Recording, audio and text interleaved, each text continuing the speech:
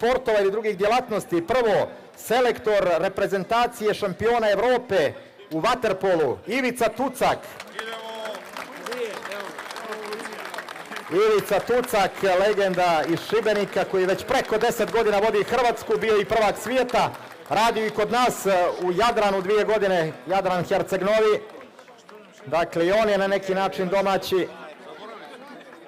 I evo, prilika da bude na ovakvom skupu, ima puno prijatelja.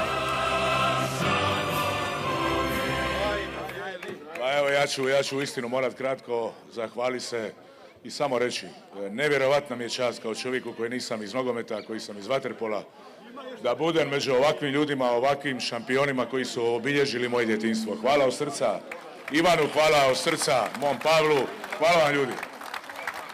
Legendarni Ivica Tucak, a sada i legendarni kapiten vaterpola.